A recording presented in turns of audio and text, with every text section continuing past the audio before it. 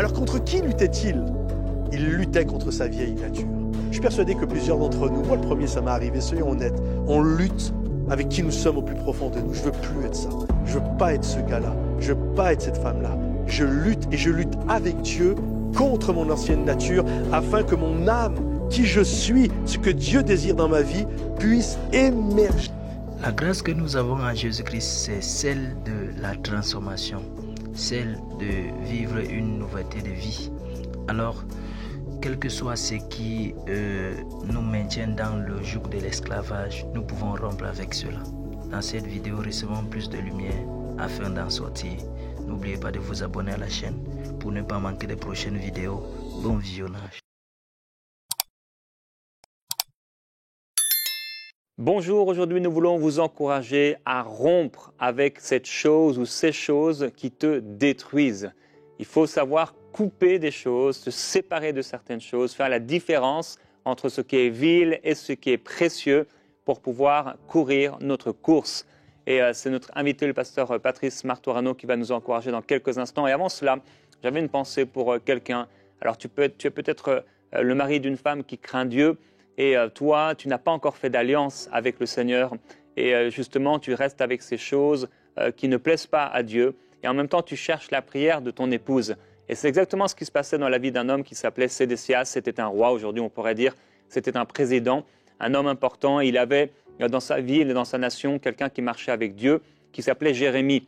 À un moment, il va lui dire, alors qu'il est écrit que ni lui ni ses serviteurs n'écoutaient les paroles du prophète Jérémie, il va aller vers le prophète Jérémie et il va envoyer quelqu'un vers lui en lui disant « Prie en notre faveur auprès de l'Éternel notre Dieu ». Donc cet homme ne se déplace pas lui-même, il fait envoyer quelqu'un pour demander à l'homme de Dieu de prier pour lui. Et peut-être aujourd'hui tu es semblable à cet homme, bien tu demandes à ta femme de prier pour toi, ou alors peut-être tu demandes à quelqu'un, peut-être un pasteur, d'imposer les mains sur toi. Tu es peut-être un président ou un ministre, je sais qu'il y en a plusieurs qui écoutent nos émissions, et tu demandes à ces personnes, à ces chrétiens de prier pour toi, mais tu ne t'es pas encore engagé avec le Seigneur.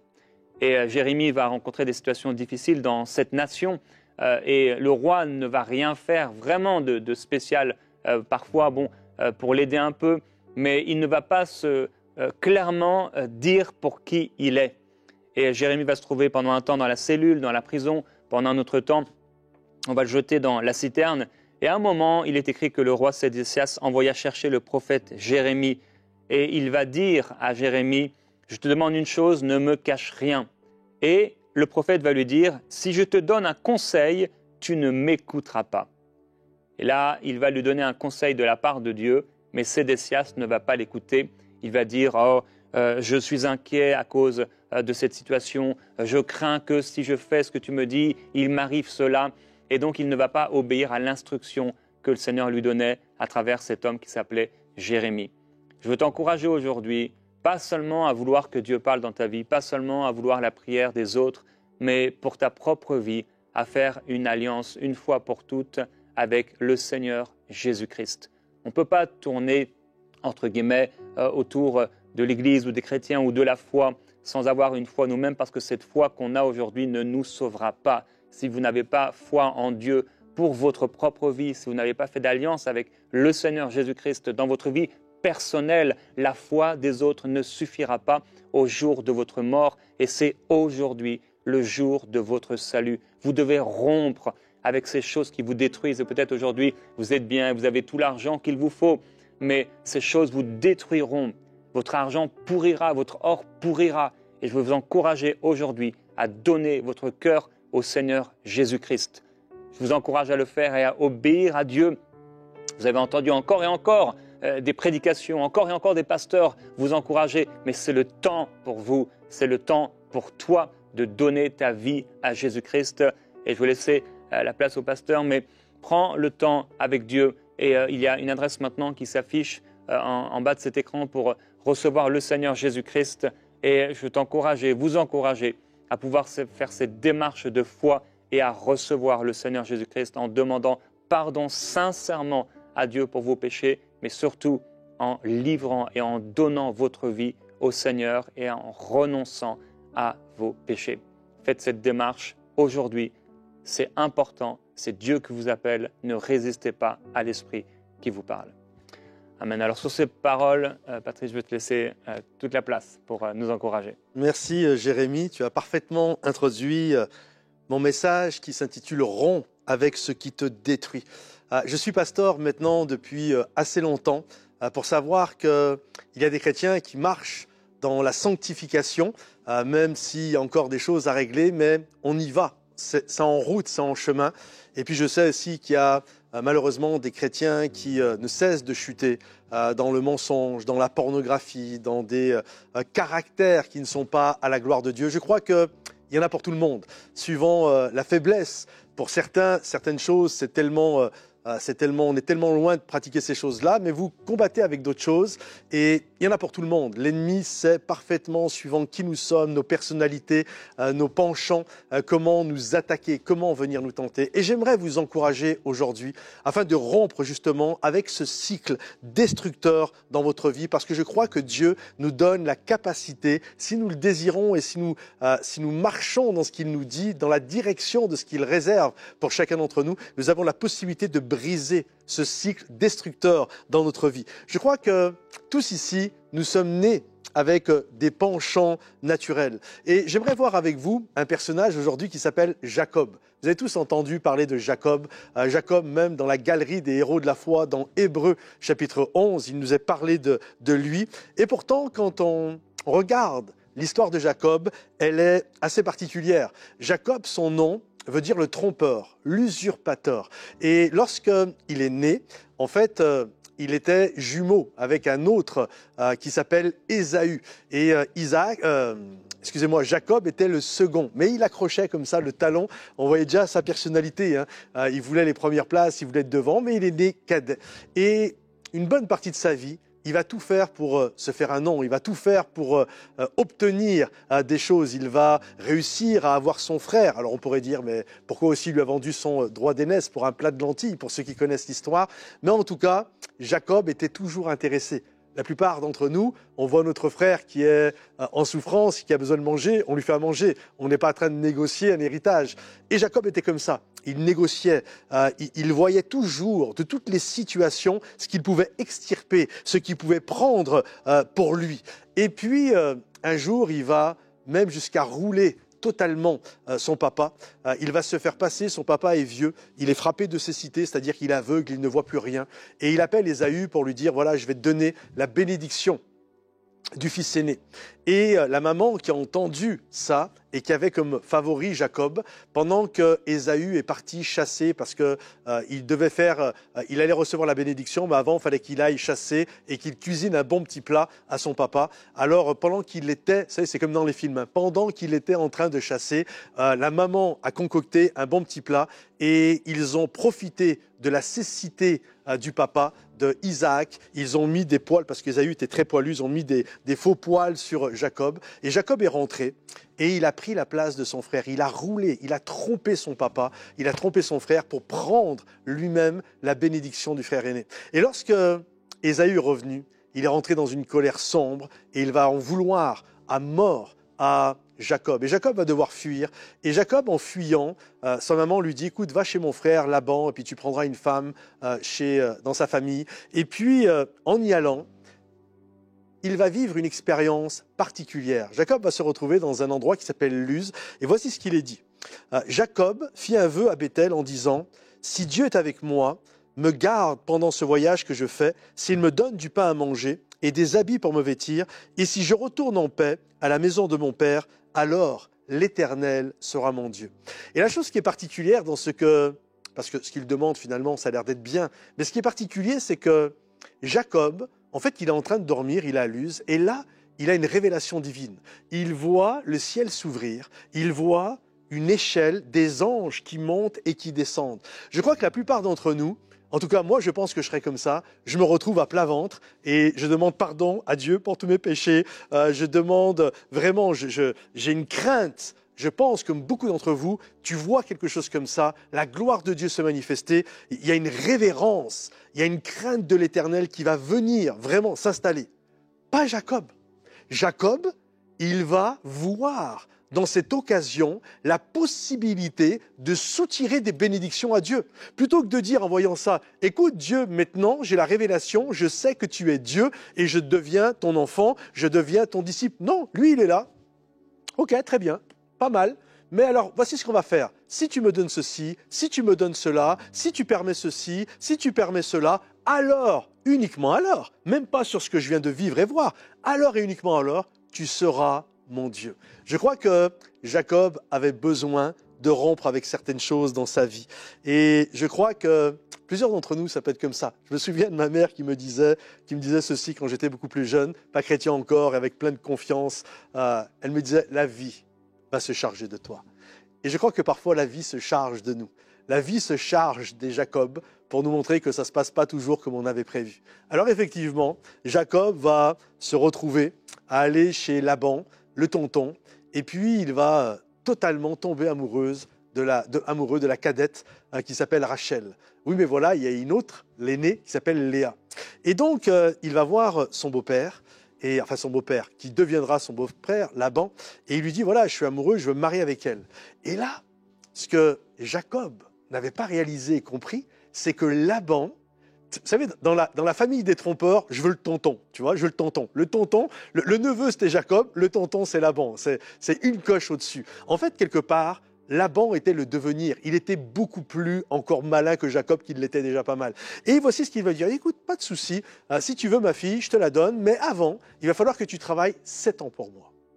Il va voir dans cette occasion la possibilité d'arnaquer Jacob, et pendant 7 ans, Jacob va travailler. Mais il est tellement amoureux, Jacob, que la Bible nous dit que les 7 ans vont passer comme un jour. Et là, le soir de la noce arrive, il est tout heureux, enfin, il a été la réclamer, je veux la prendre maintenant pour épouse.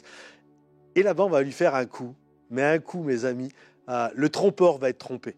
C'est-à-dire qu'il va profiter de la coutume de l'époque, la manière dont ils étaient habillés. Il va prendre sa fille aînée, Léa, qui n'était pas encore mariée, et il va la vêtir de la tête aux pieds, de telle manière qu'on ne va pas la voir. Elle va être cachée sous un voile, et ils vont faire la fête, le mariage. Et durant la nuit de noces, Jacob va penser consommer son mariage avec celle qu'il aime, Rachel, mais il ne va pas faire attention, certainement dû à l'aveuglement, à l'obscurité de la nuit. Certainement aussi c'est des sœurs, elles avaient certainement des ressemblances aussi.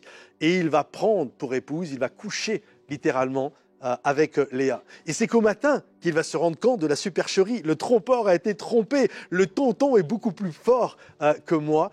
Et il va aller voir le tonton. Écoutez bien ce que le tonton va lui dire, c'est fort. Il va lui dire, il n'est pas coutume chez nous que le cadet prenne la place de l'aîné. Vous revoyez l'histoire ? Jacob avait profité de la cécité, de l'obscurité de son père pour, en tant que cadet, prendre la place de l'aîné. Et le papa Laban, le tonton Laban, va lui faire exactement la même chose. Mais Jacob est amoureux et il va lui dire, écoute, si tu veux ma fille, Rachel, pas de problème, mais tu retravailles 7 ans encore. Là, j'imagine Jacob, il est exténué. Laban, c'est son miroir, c'est lui en devenir, puissance 10. Et il va travailler les 7 ans. Et il va avoir maintenant ses 2 épouses. Et à un moment donné, la Bible nous dit qu'il va être exténué. Il n'en peut plus, il est lassé, il est fatigué et il va vouloir partir. Donc il va il va aller voir ses 2 épouses, Léa et Rachel, en leur disant « c'est fini, j'en ai ras-le-bol d'être trompé ». Et il va dire littéralement ceci « Vous savez vous-même que j'ai servi votre père de tout mon pouvoir et votre père s'est joué de moi. » Littéralement, il s'est Jacob de moi. Il n'a pas arrêté de me tromper. Et il a changé 10 fois mon salaire. Et là, en fait, il veut partir. Parce qu'il comprend, écoutez bien, c'est comme, je ne sais pas si ça vous est déjà arrivé, mais c'est comme si Laban reflétait son miroir. C'était comme un miroir. Ça reflétait celui qu'il allait devenir. Et je crois que Jacob ne veut pas devenir ça. Je crois que la plupart d'entre nous, nous sommes en train de nourrir des choses en nous, mais quand nous réfléchissons à ce que ça va produire dans 5 ans, dans 10 ans, soyons honnêtes, on ne veut pas de ça. C'est pas ça qu'on veut.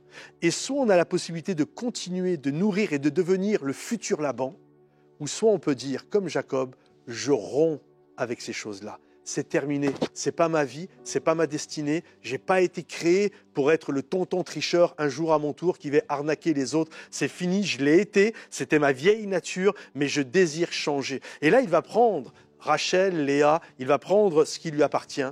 Et puis ensuite, ils vont partir. Et alors qu'ils sont en chemin, il va se retrouver finalement à devoir confronter son frère qu'il a arnaqué lui-même. Et il est pris entre son passé, régler son passé avec Laban, et fuir son devenir. Et là, comment va-t-il faire?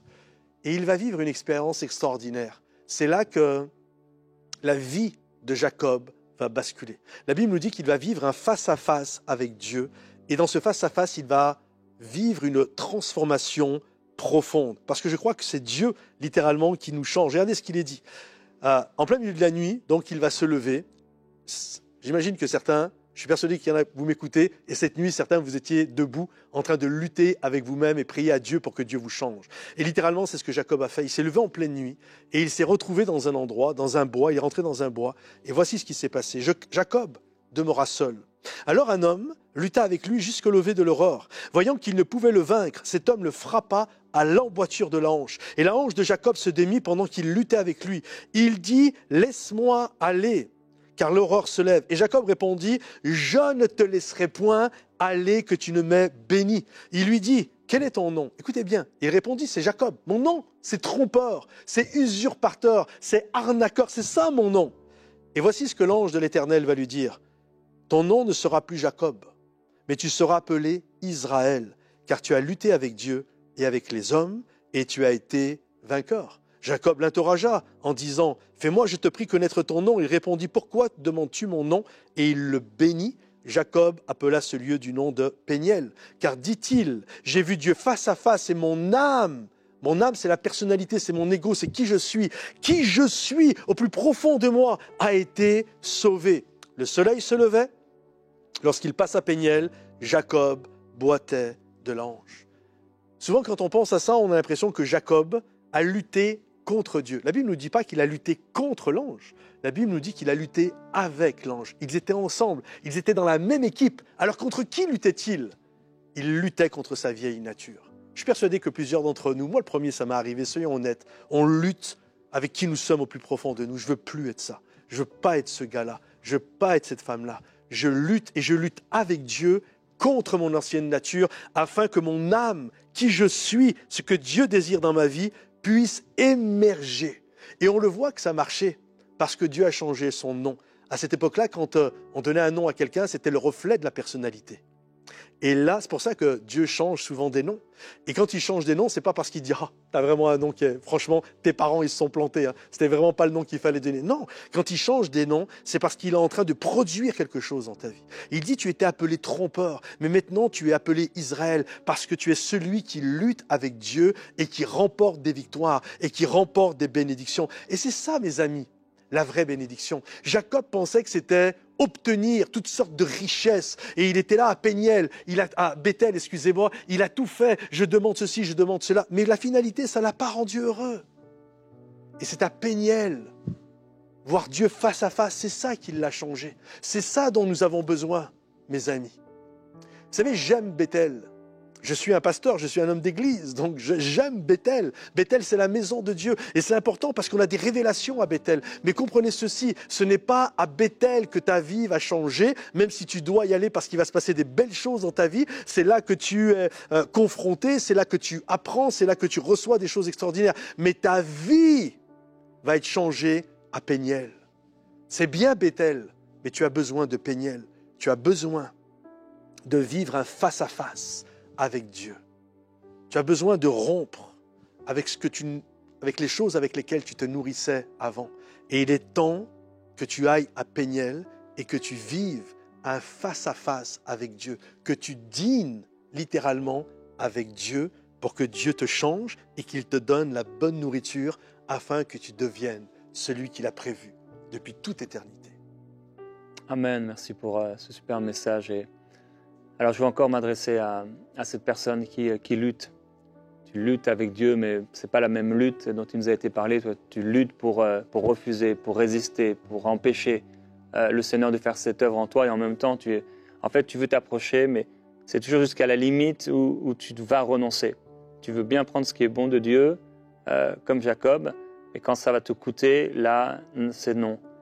Et comme Sédécias, on en a parlé au début. Alors il veut bien entendre la parole, mais en fait, son cœur n'est pas prêt à renoncer à sa vie, à ce qui coûte vraiment. Et je t'encourage, je t'en prie, à pouvoir donner ton cœur au Seigneur Jésus, ta vie tout entière au Seigneur. Aujourd'hui, ne joue pas avec l'éternité. Ne joue pas avec l'éternité. Sédécias n'a pas obéi, et quelques jours plus tard, on lui a crevé les yeux. On a tué, avant de crever les yeux, ses enfants, sous ses yeux. Et ensuite, on lui a crevé les yeux. C'est devenu un esclave. Dieu ne veut pas ça dans ta vie, mais c'est le plan du diable dans ta vie. Tu joues avec Dieu, tu joues avec l'Église, tu joues avec les chrétiens, avec la Bible. C'est un jeu en fait que tu es en train de faire. Qui c'est qui va gagner? Combien je vais pouvoir gagner? Mais c'est aujourd'hui le jour du salut. Ne joue plus avec Dieu. Quel que soit le prix à payer, quelles que soient les conséquences que ça va avoir, donne ton cœur, donne ta vie tout entière à Jésus-Christ. Ça doit se passer à Péniel, comme tu l'as dit. C'est là, dans ce lieu de consécration, dans ta chambre, là où tu es, dans tes appartements, peut-être là dans ton grand bureau d'ivoire. C'est là que ça doit se passer. À genoux devant Dieu, tu supplies le Seigneur de te sauver. À genoux devant Dieu, tu t'humilies devant Dieu. Tu cries à lui et tu lui demandes sincèrement pardon. Pardon pour ces choses. Pardon pour ta nature qui déplaît à Dieu. Pardon pour les tromperies, la cupidité, le vol, la malice, les mensonges. Tout ça, c'est ta vie. Mais le Seigneur a autre chose. Il veut te laver, il veut te pardonner, il veut te justifier. Je veux t'encourager encore aujourd'hui à l'inviter dans ton cœur, avec tes mots, et à crier à lui. Il va t'accueillir. Il va t'accueillir. Amen. Je te laisse prier peut-être. Seigneur mon Dieu, je te prie pour toutes ces personnes qui sont là aujourd'hui et qui ont besoin de vivre un face-à-face avec toi, qui ont besoin de dîner littéralement avec toi, qui ont besoin que tu fasses une opération chirurgicale dans leur vie, comme tu l'as fait pour Jacob, afin de devenir un Israël. Seigneur, tu as tellement de plans, de projets pour chacun d'entre nous. Et parfois, parce que nous nourrissons ce qui ne doit pas être nourri dans notre vie, nous laissons des choses qui ne sont pas à ta gloire prendre le dessus et avorter le plan et le projet de Dieu. Je prie, Seigneur mon Dieu, change des noms aujourd'hui, change des personnalités aujourd'hui. Tu es capable de le faire. Tu es capable d'agir, tu es capable de prendre des trompeurs, des usurpateurs, tu es capable de prendre des colériques, tu es capable de prendre des menteurs, tu es capable de prendre des alcooliques, des drogués, tu es capable de prendre des gens addicts à la pornographie, tu es capable de prendre, Seigneur mon Dieu, des gens accros à l'alcool, au jeu. Tu es capable, Seigneur mon Dieu, alors que ces gens ont développé toutes sortes de choses autour de leur vie pour le cacher, pour camoufler, pour tromper leur entourage, Seigneur mon Dieu. Toi, tu connais toutes choses, tu connais les profondeurs de notre âme. Tu connais les profondeurs, Seigneur mon Dieu, de chaque personne qui écoute ce message aujourd'hui, qui prie, qui est avec nous en ce moment. Je prie, Seigneur, que tu viennes briser dans le nom de Jésus tout ce qui n'est pas à ta gloire. Je prie, Seigneur mon Dieu, que tout ce qui n'est pas à ta gloire dans la vie de chaque personne, moi le premier, Seigneur mon Dieu, que tout ce qui n'est pas à ta gloire puisse être ôté de nos vies, Seigneur mon Dieu, puisse être anéanti de notre existence, afin que l'homme de Dieu, la femme de Dieu, que tu rêves dans nos vies depuis toute éternité, puisse émerger, puisse apparaître, Seigneur, que le Israël, que ceux qui luttent avec toi, que ceux qui marchent à tes côtés, Seigneur mon Dieu, que ceux qui se nourrissent de toi, Seigneur, puissent voir le jour. Alors que ta grâce, Seigneur mon Dieu, accompagne chacun d'entre nous, Seigneur, fais cette opération en nous. Merci pour Bethel, Seigneur. J'aime tellement Bethel. J'aime tellement le ciel ouvert. J'aime tellement voir les anges descendre et monter. J'aime tellement recevoir la révélation de Dieu. J'aime tellement, tellement ce lieu. Mais Seigneur, on a besoin désespérément d'un Péniel dans nos vies, de te voir face à face. C'est là que les choses bougent et changent, Père. Je prie pour des hommes et des femmes qui vont aller à Péniel, Seigneur, qui vont prendre la décision dans ce temps de prière de rentrer à Péniel et d'être activés dans les plans et les projets que tu as pour eux, Seigneur. Dans le nom de Jésus, Père. Amen. Amen. Seigneur, je prie que tu guérisses ces personnes de ces péchés, que tu les délivres. Tu es bon, Seigneur, c'est toi qui libères, c'est toi qui changes les vies. Et il y a dans l'Ancien Testament une histoire, c'est un homme qui s'appelle Ézéchias qui est tombé malade. Et il a crié vers Dieu et le Seigneur lui a dit « Je t'ajoute 15 années ». Et là, il a formulé une prière, un texte au Seigneur. Il a dit « Je marcherai humblement tous les jours de ma vie ». Bon, malheureusement, ça n'a pas été le cas. Mais il dit dans cette prière « Tu as jeté derrière ton dos tous mes péchés ». Il dit « L'Éternel m'a sauvé ». Et Ésaïe, l'homme de Dieu, va faire apporter un paquet de figues et les étendre sur l'ulcère. Et c'est quand les figues vont être étendues, à cause de la parole de Dieu, que cet homme va être guéri. Je prie que tu puisses être guéri là où tu es, que cette parole de Dieu te guérisse et soit comme ces figues qui te guérissent. Le sang de Jésus-Christ a coulé pour que tu sois purifié, pour que tu sois guéri, pour que tu puisses déclarer « L'Éternel m'a sauvé ». Et Seigneur, je te demande, s'il te plaît, oui, de sauver cette personne. Tu as dit dans ta parole que tu ne rejetteras pas celui qui vient à toi. Tu veux jeter tous ces péchés derrière ton dos, Seigneur, et les oublier. Tu veux les jeter dans la mer de l'oubli. Comme on a entendu cette semaine, dans le jardin, il y a eu un sacrifice. Et tu es le parfait sacrifice, Jésus-Christ. Tu es l'agneau de Dieu qui ôte les péchés du monde. Tu es celui qui a porté nos péchés. Tu as porté les péchés de cette personne qui m'entend. Et tu continues à travailler, à lui parler encore et encore et encore. Parce que tu veux que son cœur se donne entièrement à toi. Seigneur Jésus, nous parlons le sang sur sa vie. Oui, Seigneur Jésus-Christ, merci pour ton sang qui sauve. Qu'il puisse dire, après cette prière, oui, l'Éternel m'a sauvé, je le sais. Et marcher réellement, humblement avec toi tous les jours de sa vie. Que cette marque de Péniel reste et demeure dans sa vie, au point où il ne pourra revenir en arrière, parce qu'il aura la marque de l'Esprit. Il aura le sceau de l'Esprit dans sa vie. Il marchera avec toi. Je te remercie, Seigneur Jésus-Christ, de ce que tu fais dans les cœurs et dans les vies de ces personnes qui renoncent au péché, qui abandonnent le péché, qui confessent le péché, qui le mettent à la lumière. Quand les ténèbres sont mises à la lumière, ils ne peuvent résister. Quand ce péché est mis à la lumière, lorsqu'il est confessé, abandonné, lorsqu'on y renonce, il n'a plus de pouvoir. Seigneur, merci parce que tu as vaincu le péché et la puissance du péché par l'Esprit. Que cette œuvre soit complète dans nos vies. Nous te glorifions, Seigneur, et je te remercie de ce que tu fais maintenant. Plusieurs personnes, vous devez maintenant renoncer à ces péchés. Vous devez les confesser. Il y a des choses que vous devez confesser à Dieu. Il y a des choses que vous devez confesser à des personnes autour de vous, que vous avez blessées, trahi, volé, injurié, trompé. Là où il y a eu adultère, vous devez confesser ces choses. C'est dur, ça fait peur peut-être, mais le Seigneur vous permettra, vous aidera dans cette situation et il guérira votre cœur et vous sauvera entièrement. Alléluia. Oui, Seigneur notre Dieu. Nous remettons ces personnes entre tes mains. Et nous croyons que tu es bienveillant. Nous croyons que tu nous aimes tels que nous sommes, mais que tu nous aimes tellement que tu ne veux pas nous laisser tels que nous sommes. Tu désires, Seigneur mon Dieu, nous amener à être celui que tu as prévu depuis toute éternité pour chacun d'entre nous. Seigneur, que nous ne restions pas enchaînés, Seigneur, quand il y a un océan de possibilités, de plans et de projets que tu as pour nous. Je prie dans le nom de Jésus qu'aujourd'hui des chaînes soient brisées. Je prie que dans le nom de Jésus, des liens puissent être anéantis.